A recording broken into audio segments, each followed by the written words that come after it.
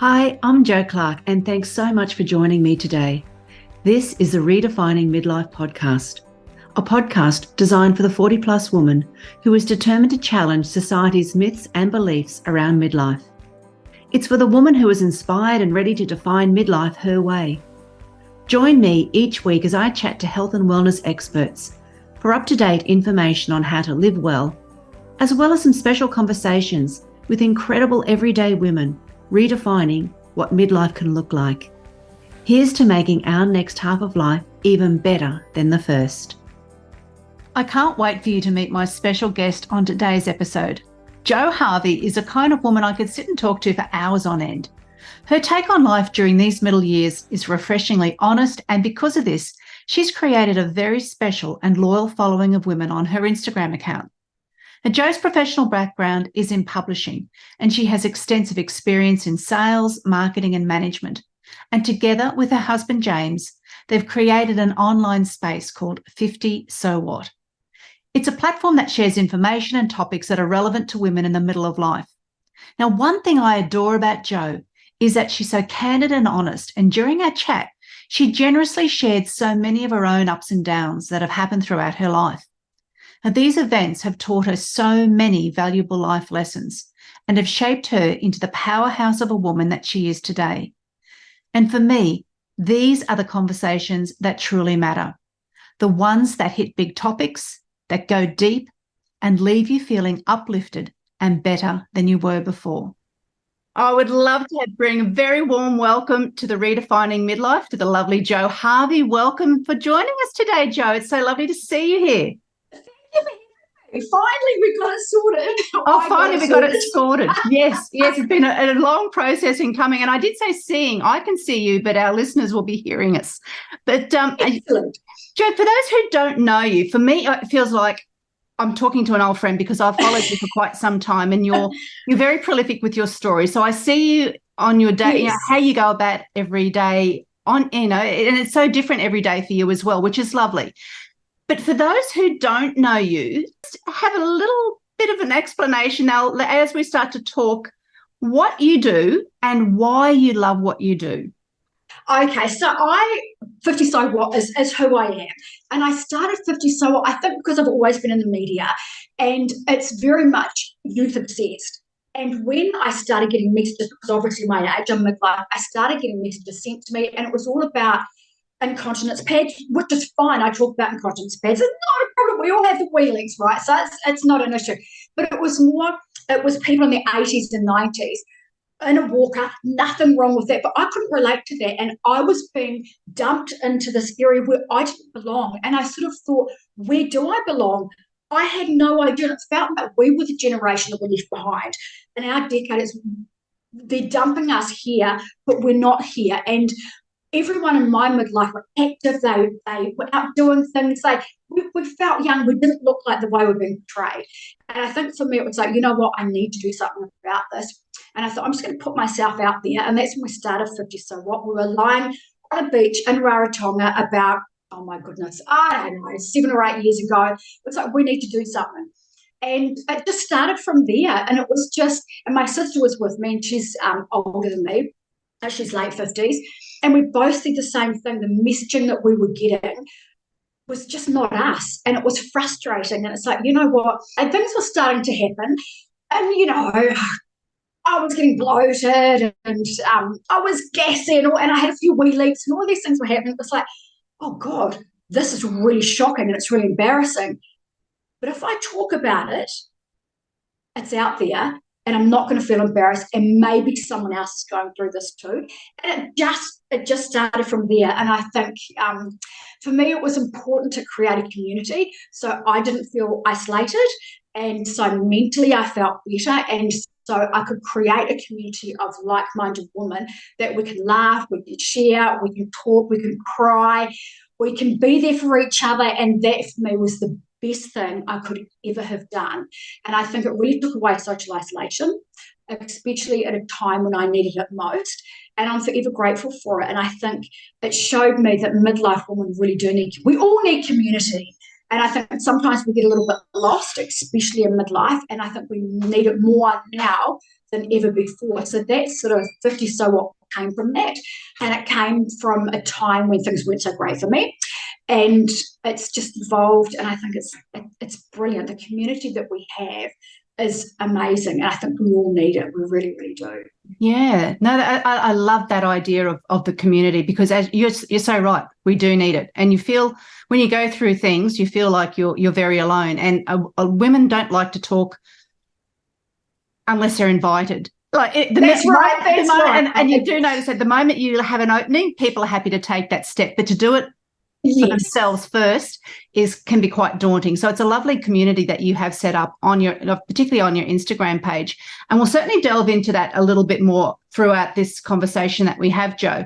So you mentioned where you were lying on a beach, and those who are listening will notice, and I do have quite a few Kiwi listeners as well, aren't Australian born, obviously. Well, no, you were, but you do have a Kiwi accent. I'd love to hear about your time of growing up in New Zealand and what your life was like as an early, when you were a 30-year-old. I think I was really lucky. I think our generation was very lucky growing up. We didn't have the pressures that we have now, and it was very much a free childhood. And I remember, we lived in a street, a dead-end street, and we all play in the street. We all knew each other. The parents looked after each other's kids, and it was really an idyllic childhood. It wasn't a luxurious childhood. We didn't have money. My father was in the Air Force. We were in social housing, but it was a childhood full of love, and it was a childhood that was free, and we would go fishing, we'd go camping, and I was really, really lucky. And I grew up in West Auckland, and I'm so glad that I did. I think that it taught me so much. And from there I did surf lifesaving in New Zealand. I was very big in surf lifesaving and community, which I just loved. And I think growing up in New Zealand, and I guess people growing up in Australia wouldn't have much the same childhood, it just felt free. And I think that's the best thing. And growing up with cousins, and it was really nice. New Zealand felt quite remote growing up. It's far away from anywhere else like Australia is. And I think that you learn more about the world growing up in a smaller place, because you're hungry for information. And I think growing up, that's a good thing as well. But sense of community, family, outdoors. I was always outdoors, as I am now. Yes. I'm paying for that though. But very much an outdoorsy childhood and lots of family. And I think that I was very, very lucky. Yeah. Oh, well, that's one. That sounds idyllic, actually. A lot of people would love to have that same sort of upbringing as well. And you find that what you did in your younger years, it's if you can connect that joy in your as you get older, oh gosh, it makes a difference, doesn't it? So and you can see with what the sorts of things that you post about, you do love the outdoors, you do love being close to water and by the beach. So those sort of things add that joy in your life. Yeah. Well. And I need to be, and I always talk about grounding, and people think I'm a freak. I'll walk off my shoes anywhere and just put my tootsies in the sand or on the grass, and it just grounds me.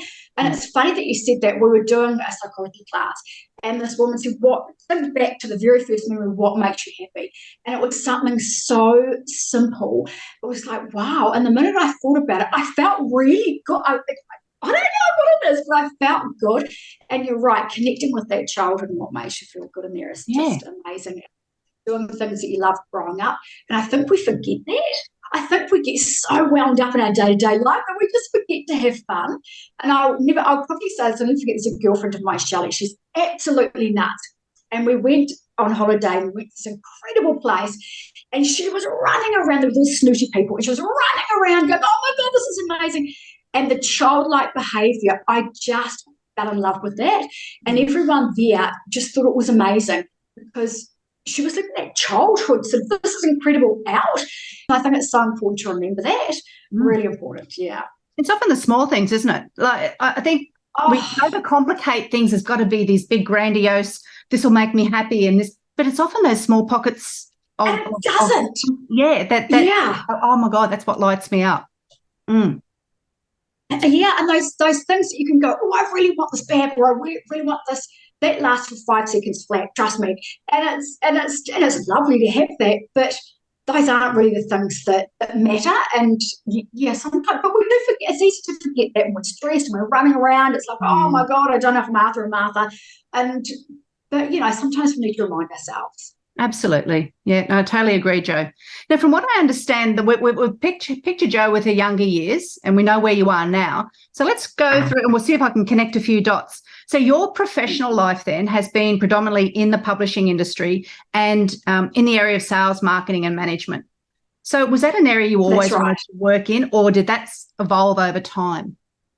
I think it evolved. I always, funnily enough, wanted to study law. I started and I lasted about a year. I hated it. And I would fall asleep in lectures. And I remember my cousins and family being so proud of me because there's a few lawyers in the family. And I just, oh God, this is not, I hated it. It wasn't me. And I thought, okay, I've got to do something. And Mum would be like, you need to sort yourself out. And so at the time I was working at a law firm and studying, and the CEO of the law firm, Brent MP, who he's been in media for ages, he was actually chairman of the All Blacks.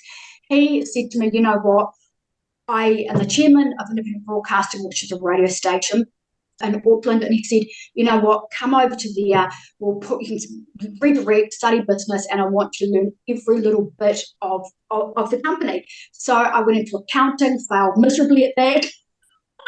And because he wanted me to see every area. And then I went into sales and marketing and promotions, and I loved it. And I just thought and it was more creative, and I thought this is where I need to be. And so it started from there, and then we sort of purchased a bauble company, so I went to work for there, and then I went into publishing, and I started a new idea. And I absolutely loved it. I loved the freedom, the sense of you could be who you really wanted to be. So, yeah, I found my niche then, and I was doing sales and marketing, and then I went to be director, and then moved on to other publishing companies and then started my own. But I think I just loved publishing. I loved sales and marketing. I like the challenges, but I really love people's stories, and I love the fact that you could be creative. And I don't know, it was just me. And I think that's where I've been pretty much ever since. Now I'm looking after running a community centre, which I sort of pivoted into that when I moved to Australia. But yeah, so I've been in publishing media most of my working life, and I just love it. It's changed. It's completely different now, and it's evolved very, very different from when I first started. But I love it. It's in my blood. I just love it. I've been writing since I was younger. I got some poetry published when I was in school. I've always loved writing. I just love when something really bad has happened in my life, I've sat down and I've written about it, and it's helped me heal immensely. And that's been right from a very, very young age. And growing up, my mother's Maori and my father's not, and my sister was in America. And I got booted out because I didn't look right. And I think I sat down and I wrote about that, and that got published. And I think pouring your emotions out onto paper, I love it, and I love telling people stories. And so, yeah, it's in the blood. Well, that's amazing. And when you see and the stories that you tell on social media, that makes a lot of sense because you are a natural storyteller. That's something that obviously was there from a very young age. Yeah, I think probably. And for me, it's just a really good way of communicating. I think especially when I was younger, I was quite painfully shy, and I couldn't really express myself, but I could when I wrote things down. And I think that helped me so much. And I wouldn't say a bit of a ghost. Being able to write things down definitely helped me, and I've always done it, and I think that it's really therapeutic. Yeah. And I say I talk about everything now. Probably sometimes people think that's a bit much, but hey, let it all out. It's got to be done. Yeah, that's lovely. Jo, what point did you and your husband James meet? Because he features quite largely in all of your stories and your what there as well.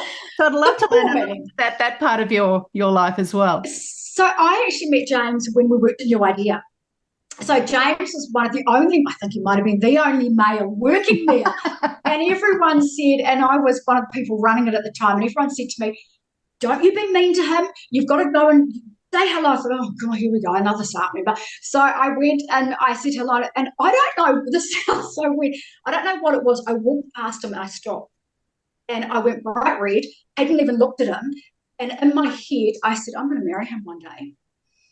I don't know what it was. And I did marry him. And so we started as friends, and it just evolved from there. And I think that, he is my best friend. I think the world of him. And he makes me smile even now, Sometimes he doesn't make me smile.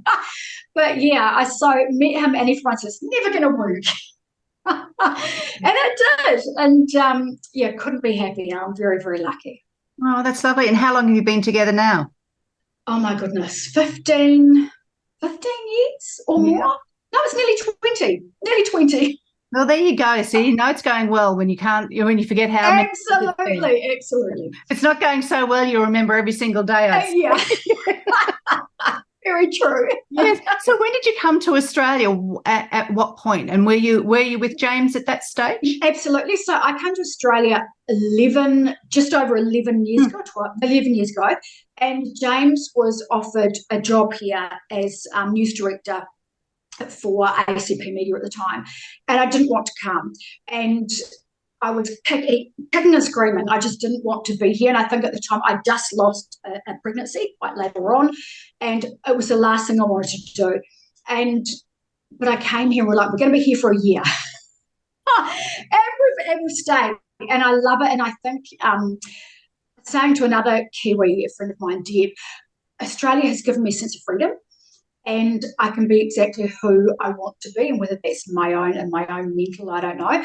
But I love it here. I absolutely love it. I feel at home here, and it's brilliant. I'm very lucky. I've got two homes. I still consider I'm a Kiwi and an Aussie, and I feel very lucky. But Australia just feels right. Yeah, well, it's so lovely that you've been embraced by both communities, where when you go home you feel at home, and when you're in Australia you feel like you're at home as well. That's rare. Absolutely. And I feel very fortunate. And the community in Australia, especially where I live, just incredible. And I love it. I really, really love it. It's fantastic. Yeah. Oh, that's great to hear. And James is an important part of the 50 So What community as well. Yes. As a founding member. Absolutely. Not a member, but he was a founder as well with you. So 100%. How did that come about? Was he a bit, I don't know about this, Jo, or we need it. I can see a gap in the marketplace. Let's go for it. Yeah, not at all. James was the one pushing me, and he said, we've got to do this. And he has always, this is what I love about him, he has always sort of said to me, you can do anything you want to do. And I've never had that before. And without him, I wouldn't have been able to do it. And I can absolutely put my hand on my heart and say that. And it was just, we need to do this. We've done a couple of things in New Zealand that we looked at doing, and this just felt right. We were both feeling the same.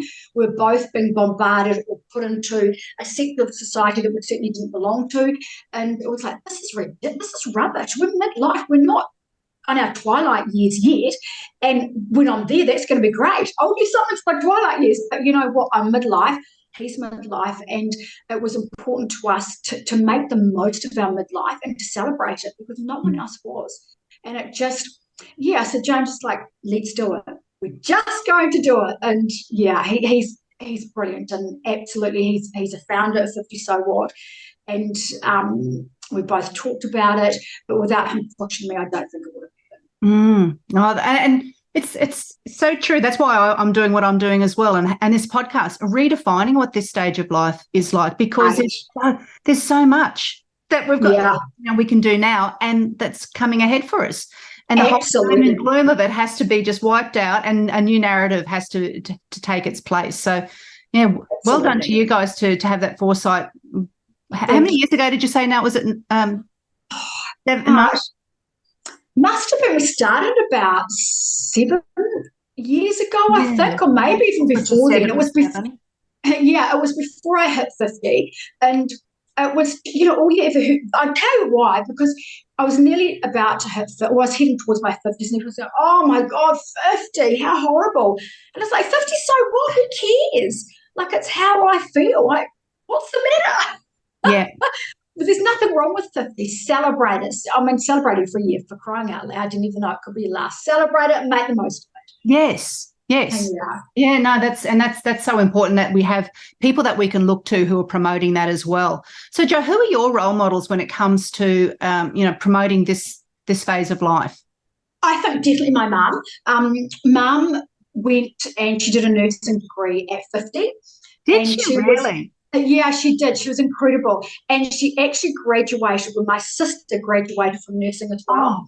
And they graduated together, and they were on the front page of the New Zealand Herald. And it was just amazing. And Mum was a qualified teacher, and she'd left teaching and was actually being a postie. And she thought, you know what, I need to do more with my life. And this is in her very late 40s. And Dad sort of said, okay, we're going to salary sacrifice. And they did a lot to be able to afford Mum to go. And it was the best thing my mum could have done. And I saw this total shift in her. And it was just amazing. That's my role model. And it's seeing someone that can do that at 50, especially with the challenges that Mum and Dad have financially, was just, I don't know, I think she's incredible. And absolutely my role model. It was like, you know what, Mum can do this, I can do it. Oh, that's lovely. And when people think of role models, they think that has to be somebody famous. Absolutely there not. are so many role models around us if we take the time to look, and people who are really key to our life, and they need to be celebrated. They do. They absolutely do. And you're right. Most people think, oh, is it someone famous? But no, it's Mum and my sister. It's just amazing. And your sister's quite a few years older than you as well. Not that much older. She's 5 years older, 6 years older than me. And she lives in States. She's incredible. And she runs an emergency department in the States now. And she's just, oh gosh.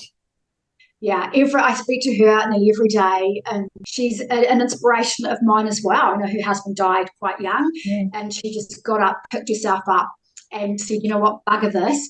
I'm going to travel by myself. I'm going to do all of these things by myself, which she'd never done before. And I thought, wow, you're just amazing. You're just an incredible woman. So Mum and my sister, and it sounds so bloody corny, but it's a fact that they are people that I look up to, and they help push me and they believe in me. And they're just bloody brilliant. One midlife and one senior doing exactly what they want to do. And I think it's fantastic. Oh, that's lovely. It's grounding, but at the same time, it's really aspirational to know that people who are just like us are doing incredible things. They can do it, and you've hit the nail on the head. It's people just like us, and it's great to look at someone that's done an amazing thing. But I think if it's someone like us, it gives us a sense of we can do it too. It's achievable, and I think that's really important. To look at people that are closer to you, or people that come from adversity. If they can do it, we can all do it. So it's And keeping it relatable. So, Jo, that's one thing that you're also great at doing with your Instagram account, is to keep things real for what is actually happening, the good and the bad and the ugly, and there's plenty of all. And sometimes it's one after the other, you're ducking and you're weaving. So how are you finding this stage of life, and, the good, the bad and the ugly? Oh, look, I think everything feels sometimes overwhelming. It can be really frustrating. It can be just, what the hell is happening to me? And every day is different. One day I can feel amazing. The other day I just want to strangle someone. Another day I'll just want to cry all day. It's just like, what the hell is going on? But I'm finding some part of it challenging. But at the same time, I guess it comes down to attitude. And, lots of things have happened. For example, my body shape is completely changing. And I was like, what's going on? And I felt quite down about it. And I felt quite frustrated. And I just thought, you know what? I can't feel down and frustrated about this. I'm going to do something about it. And so I tend to get frustrated, try and do something about it. But it is every day is different, and it's just every day there's something else. One day I'm peeing myself, another day I've got gas, I'm crying, or I feel really good about myself, and then some days you feel a bit sort of down. And I guess that's just that really probably is hormones. That's menopause and perimenopause. But midlife, I actually, and saying that, the weird thing is midlife, I find just quite rewarding. And I think that I have never been a confident person, and coming into my midlife, for whatever reason, with all of these strange things happening to me mentally and physically, I've never been more confident in my life. And I think it's coming to terms with, this is me, this is Jo, this is who I am. I'm never going to be someone else. And it's learning to love who I am now. And that's been the biggest thing. And I don't know why it's happened at midlife. And I take that as one of the best things to happen in midlife, is this is me. Warts and all, this is always going to be me. There's one me. I'm not going to change it. And why would I want to be miserable, spending my life trying to be someone I'm not? And I think the biggest thing for my midlife is that. And I think that's a great thing. And yes, there's challenges and there's some pretty shitty times, but that's life, isn't it? I mean, that's, the good, the bad, the ugly, and everything in between. And yes. I talk about it, and sometimes probably say too much, and but let it all out of us. Yeah. I thought every stage or every decade I've got is my favourite decade, but I can, we've said a hand on heart a couple of times, but I can truly say that this stage of my life is my favourite. Like, there's a lot going on. There's a lot of, absolutely incredible positive things going on, but there's also been the lowest points that I've ever experienced that have happened as well. Yet, all of that happening, it's still an incredible time, because you've got the, I suppose, life experiences, the wisdom and things to be able to handle it perhaps better, or to I think you're right. It's not going to last. These yes, and that you're so right, Jo. And I think that I think you come to this realization that and it's not to sound morbid or make people feel depressed, but you come to the stage in life where you have limited time. And it comes really quickly, and every day goes so fast. And I think you go, oh my God, why am I going to bother about this?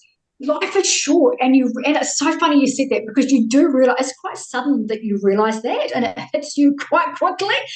And life's not worth stressing about. No, so And Jo, you had last year like a shocking time with James, because James had a major health scare. So for years, not everyone, thankfully, has to go through that as well to get that realization. So you've had that realization plus that, which must make you even more determined then to make the most of every day. So how has that that horrible time that James went through changed your view on the life going forward? I think it sort of that whole time was extremely difficult, and feeling that any day you could lose your loved one is horrific. And I think that the biggest thing to come out of there is not to let life get you down, and not to let the silly little things that don't matter get you down. And I think it's putting yourself first. And James and I both came out of that experience, especially James.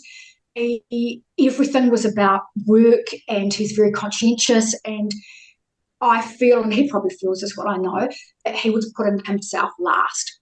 And so it's put yourself first, because there's only one you, and go and do the things you love, and everything else can wait. And we always used to say, we're going to go and do this, but we'll wait until we've done this, or we'll wait until this job's out of the way. And if I make it to 90 or 100 or whatever, I never want to look back and go, why the hell did I wait? What was I waiting for? Like, what an idiot. I'm not going to sit there when I'm 90-something and go, Jo, bloody hell, aren't you great? You worked 24 hours. What a great human. I'll be sitting there going, what a bloody fool. And, life, you're so right, Jo, life is short. And James and I both learned that. And we need to put ourselves first in a positive way, not a selfish way. And we need to start doing the things that we love, because as James said, when you're lying in a bed, and you don't know what's going to happen, you sit there and you think, I wish I had of. And when you get to come out of that, and a lot of people don't, the people on his ward, the majority of them do not come out of that.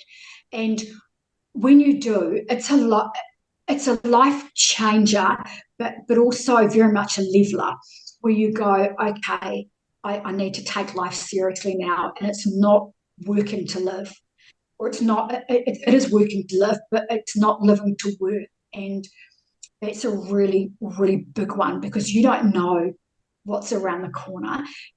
And when it gets to the stage, it's too late. It's too late.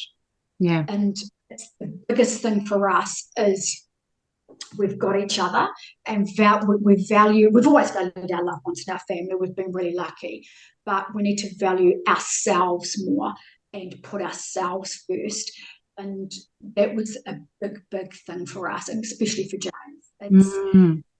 He changed a lot from that time, and we're just bloody grateful that he's here and we made those changes. So yeah. Yes, and that's very special that he's been able to get through that time, that difficult period, because like you said, not everyone is going to be able to do that and come out with that change. There's something that's called, that I've read about, Jo, called the myth of prerequisites, that people will put off. I'll do this when. I'll do this when. It's right. Like we've seemed to have this narrative in our head, which is an excuse for us not to take those steps for ourselves. That could be a bit scary for some, but absolutely, do it now. Why is that waiting time there? We've put something limiting us to be able to enjoy life now. And as you get older, I look at things that I could have done when I was younger, and I think, why didn't I do it? Why didn't I do it? And fear was a big one. But now, and after you've been through something life-changing, what's the worst that can happen? What's the worst that can happen? And it's just bloody do it and put yourself first. And you deserve to put yourself first. You deserve to believe in yourself. You deserve to do the things that you really want to do, because, what if? That's it.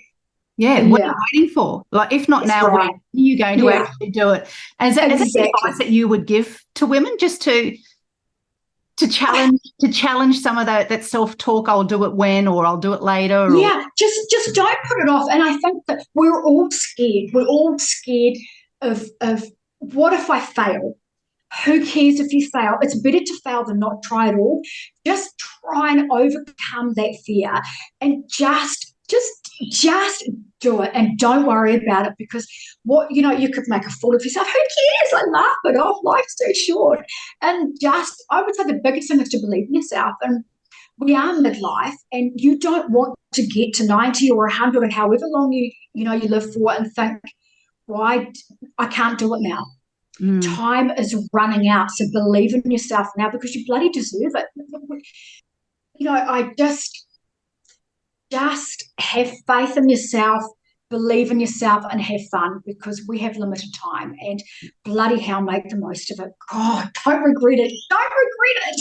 Yes. Well, that whole book of The 5 Regrets of the Dying by Bronnie Ware is a fabulous book as well. And one of the top regret is, to not living a life that's true to yourself, to what it's because you're so concerned about what everybody else thinks, and bugger what everyone else thinks. Yes, do it. And when you give to yourself, you've got far more to give to others as well, because when your cup's full, you can give.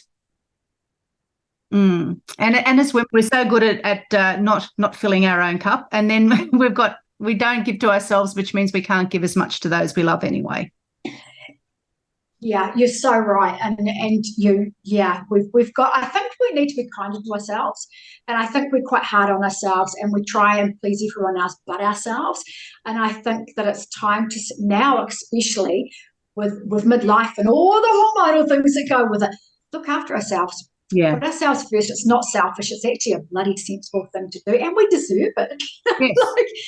Yeah, because those that love you want the best for you anyway. So we should be, and we want the best for everyone else around us. We should be putting that for ourselves as well. Just a little reminder. Absolutely. So are you noticing you've been in this space now for rant over of seven plus years. Are you noticing an openness and a willingness for women to start talking about these things more? Absolutely. I think especially over the last year, I think before the first sort of 5 years, no one really talked about it, and I had a lot of women DM me. Some of them were really depressed, and people weren't discussing the issues, just little things like they were putting themselves, and they were so embarrassed, and some people weren't going to work, and some people actually quit their jobs, and nothing was talked about. But over the past year, I've seen just the conversation open up, and it really has been incredible. And the more the merrier, the more the people talking about it, the merrier. I think it's fantastic. And I've really seen this sort of age group take off. And I think that's great. I really do. I'm seeing more midlife women put themselves out there. There's, the Instagram as a platform as well has been incredible for midlife women. And I love it. I just think it's fantastic. And I follow a heap of midlife women, and they all inspire me. And there's more and more midlife women feeling comfortable and confident and putting themselves out there. And that, to me, is such a huge positive. And it's come a long way. It's taken a while. It really has, because I think we thought if we put ourselves out there, people are going to think, what's this old woman doing? Because there were a lot of, and still, you still do get that attitude from people. And now it's more so we're a community that stick together. We're a community that back each other, and we are going to put ourselves out there, and we are going to discuss these matters that may not be comfortable, but we're going to do it, and we're going to get through it together, and we're creating a community, and more people are joining that community on different platforms, and I think that it's absolutely brilliant. I say the more the merrier. Yes, the information's there. There's lots of people who are willing to help you going through this stage going forward as well, which is wonderful. And it makes me sad for the women who are older than us who didn't have that support, and then excited for the women who are younger than us. Yes. To see that it's not all doom and gloom, that there is so much you have to look forward to. Yeah, and I think there was one woman that got hold of me, and she's in her late 30s, and she said, I'm so glad I found this, because now I know what to expect or what could happen. Yeah. And I'm like, absolutely, it's not all bad. And if there is bad, well, you can overcome that. And I think that's really good. And then I hear Mum saying to me, I can't believe you're talking about that, but I wish people had of when she was going through it. And I think that's really important as well. And I ask Mum questions now. Did this happen? Did that happen? And she quite happily will talk about it. But when she was going through it, you didn't discuss it. You went through it by yourself. And a lot of older women suffered in silence, and it affected them mentally and physically. But I think, although I'm seeing older women start to open up more, and I think that's, like, I'm actually seeing a lot of seniors embracing digital platforms, and I think that's great as well, and it's making me excited for the next 20 years. And I think that's a real positive too. Like, I look at what some of these women are doing, and I think, this is incredible. He's someone lifting weights. It's just like, wow. There's a couple of good thing of accounts that I follow just to see what, like curiosity, what is life like and how can it be, and to see, like you said, women lifting weights, women doing all sorts of exciting and going on exciting adventures. Brilliant. Yeah, or studying again, studying and doing new things, or writing books, or starting businesses. And I think this is bloody incredible. And I think that also gives us something, just sort of, it inspires us at our age. We're inspiring the younger generation. They're looking at us going, well, okay, well, this is not so bad. Midlife isn't as bad as what I thought it was going to be. And then the next generation is doing the same for us. So I think that it's really, that's a positive about this generation and the digital media as well. I think that's one of the positives. There's lots of negatives, but that's a really big positive. Yeah. And I think it's great. I think it encourages me, and I love it. I think it's good. Oh, that's wonderful. That's all the positive. Do you get any, like, just out of interest sake, do you get any online trolling at all happening for you? Because I know a couple of, people who are on those bigger accounts. Yeah. And get that. I had it a couple of times, but I've been very lucky. And I think that my community is very authentic. And that's a very, very big thing. So my community that I've got have followed me because for whatever, they just want to hear me burble on, they want to hear the truth. So I'm very lucky they're authentic. And so I only had one woman say something to me, and it was quite shocking. And at the time, I felt it really hit me. And it really hit me, and I lost a bit of confidence. And I thought, no, bugger this, I'm going to put it out there what she said. I didn't say who it was. I don't think that's fair. And everyone just said, you know what, just forget it. What someone says is a reflection on them, not on you.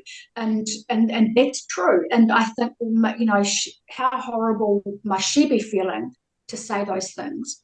And so I kind of switched the narrative a little bit, and that's how I saw it. And I think that what comes out of someone's mouth is a direct reflection of them, not you. And I think always remember that if someone does troll you. But thank God for the block button. And block out the noise. You don't have to listen to it, but you do get trolled, and that is a thing. And I know that there's a few people I follow that have had trolls, and I just say to them, block, and remember, it's not you, it's them. And I work in the community. I help run a community centre, so I know that there are people with issues, and sometimes they let it out in the wrong way, and you've just got to, you need to ignore it. Yes. And that leads me on to my next question then, Jo, that you're very passionate about giving back. That's something that's key, that you and James are very strong in believing about, and supporting your local community, particularly those who are vulnerable. So that purpose and connection piece is an important piece of the puzzle for living well as humans. Absolutely. What's the driving force for you behind all of that? I think behind all of it is, as I said before, I suffered immense anxiety. And when from something that happened in my childhood, but I think when I came to Australia, I was very, very isolated. I just lost a pregnancy, and then when I got here, I lost another pregnancy. So I was having very, very much a tough time. I didn't leave my house without being with James for a year. I couldn't touch the door handle by myself. I couldn't go to the elevator by myself. I tried. I couldn't do it. And I remember standing on my balcony, and I had a choice. And I was either going to jump, or I was going to go and get help. And so I went to my local community centre, and I knew I had to do something. And I went to my local community centre, and I started actually seeing a psychologist there. And then I started volunteering. And the Kirribilli Community Centre saved. And I think I volunteered there for 2 years. And then I started doing some marketing for them. And I've been there for 10 years, and now I'm the general manager. And the place connected me and made me feel whole again. It sounds corny, but we have many people in there, some of them with mental illness, physical or mental, and isolated seniors. We have, and normal members of the community as well. And it is really a place that brings people together that need to be together. And that, for me, is just what community is about. And when you don't have a community or family around you, everyone needs somebody. And a community centre, if you're lucky to have it, is a really good resource for you. And being able to help people that need it is the biggest and best joy of my life. And I think, Molly, that passed away last year, I loved Molly to bits, and she was just a part of my life, and she was a part of the community, and we all embraced her and loved her. And what an amazing thing to do. And I think that the biggest thing you can do is just help yourself, and that will enable you to help others. And helping others is just, it's the bloody best feeling ever. You get so worked up in the day-to-day life. You get so worked up, and I want this, I want this, I want that. If I have this, I'll be happier. And when you see someone that is so low, and you can do something so simple to help them, there's no better feeling in life. There really isn't. And because I've been there, so I know. And I'm thankful for everyone that helped and embraced me, and I just want to do that for other people. So that to me is a driving force behind every single thing that I do, including 50 So What. And that's just, community's everything. Yeah. Oh, well, thank you for sharing that story. That was a very moving story, the reason behind it. But it just that giving back, those small acts of kindness, even if you don't belong to a larger community centre like you're in. Yeah. Just being kind, because you don't know what's going on in anyone's life at any one particular time. You don't. And it's, you just don't. And I think even saying hello to someone, something so simple can, or say if someone looks nice and you say, oh, you look great, they might be embarrassed. I remember someone used to pay me compliments when I was younger. I was so embarrassed I didn't know how to take it.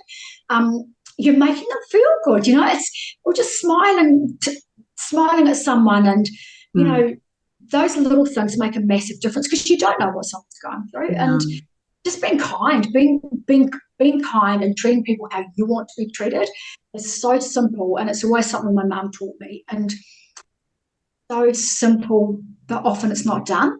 Isn't that strange? The things that are so simple, we don't do them, but it's just, just remind yourself every day to do something nice for someone, even if that's just calling a family member, calling your mum, your dad, or your sister, your brother, or saying hello to someone in the street. It makes you feel good, but it makes them feel good too. So that's really different. Yeah. Yeah, there we go. There's something that everyone can do. Yeah, absolutely. And you don't have to be qualified, No, that's it. The ripple effects you'll never know, and that's the amazing thing. Just that smile might be getting somebody through, so they're not going to be in a sobbing mess when they get home. Little things. Very true. What excites you about getting older? Like, what's one thing that you go, oh, I can't wait for this to happen?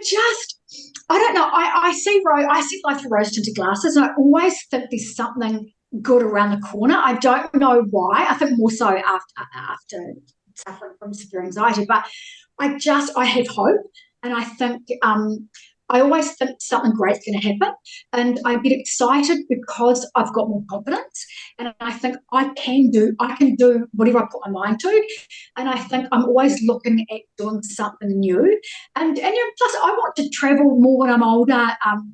I want to experience being older, but I want to experience being older in a positive way. So I kind of think I'm going to be, if I'm ever have to be in a scooter, I'm going to be the one with a scooter with music blaring out of it and colourful flags. And I'm just excited for every stage of my life now. And because why wouldn't you be? It's such a bloody privilege to get older. And I think if you're not excited about it, it's pretty sad. Everything's going to change. Our bodies change. Life does change.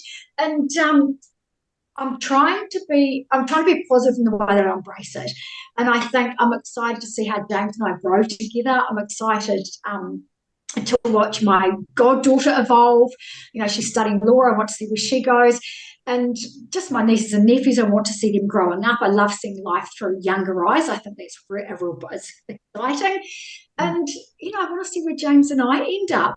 Like we've been up to the Sunshine Coast looking at real estate, and I want to see where we end up. And I have sort of images of him and I on a beach somewhere having a cocktail. Oh, that's lovely though. And you need to have those dreams and aspirations as well. That's what gets you through the lower times you might have. Absolutely. And when you can be in the depths of despair, you just project yourself forward and go, it's not always going to be like this. I'm not always going to feel like this. And it's really important to sort of just think about the future in a positive way. I mean, I might not be sitting on a beach sipping cocktails, but I bloody well hope I am. And I'm going to visualize it. Yes, it'll happen. I know what you like. It'll happen. That's definitely on your bucket list then. It's on my bucket list, and I also sort of want to write a bit of a book at some stage. I've always been a writer, and I also want to write a bit of a book. We'll see if that happens. But I'm excited to see what happens, and I'm excited to see what happens with this group of women now, how we're all going to evolve together. I'm excited for that. So, I'm excited to see how you go in the next 10, 20 years and other people in our midlife group. And I think that excites me as well. It really, really does. And, I think been inspired by all the other midlifers, gets me going. And I think that's a positive thing. It really does. And yeah, I love that. Yeah, well, we're only just starting, aren't we? That's why I look. We're just getting started. We're only in first gear, Jo. Don't you worry. Watch out, world. Jo, I'm going to share all of your links in the show notes so people can follow as well. But if you just want to quickly share your Instagram handle, because I've banged on about your wonderful Instagram. Yeah. Oh, thank you. So it's 50 So What, a 50 So What official. And it's pretty much where I bleat on about everything. The good, the bad, the ugly, everything in between. But, it's nice to share my midlife with everyone else because it's a community. It's not just me. It's not an Instagram page where it's about me. It's about our community. And I think that's really important. And I bloody love our community. I really do. Yeah, well, I'm sure when you go on there, you'll just see, how amazing it is. And Jo's done a great job of cultivating a beautiful community of women. So well done, Jo, because that's no mean. Oh, thank you. Yeah. And just in wrapping up on our final question, that it has been, and again, thank you for chatting because it's been an absolute pleasure. The question I have for you, if you could look into the future, what do you hope 80-year-old Jo is going to say about current day Jo? I hope the 80-year-old is going to go, you know what, you did it. And I'm proud. And thinking about it now, because I wish I could have said that about my younger self now, and I can't. And I have the confidence now to believe in myself. And I know 80-year-old Jo is just going to be sitting there. She will have that cocktail. She will. I'm visualising it now on a beach with a cocktail. Yeah, and she's going to be thinking, you know what, 50-something Jo, good on her. She did what she was meant to be doing. That's what she's going to say. Cheers to that. And I feel good about that. That's lovely. Yeah. Good. Well, thanks so much for sharing today, Jo. No worries. Thanks for having me. Thanks so much for listening and sharing your time with me today. I'd love you to hit subscribe on Apple Podcast or your favourite podcast app to keep spreading these empowering messages. Please share this podcast with other incredible midlife women in your world. Join me again next week for another redefining midlife conversation. Thanks again for tuning in.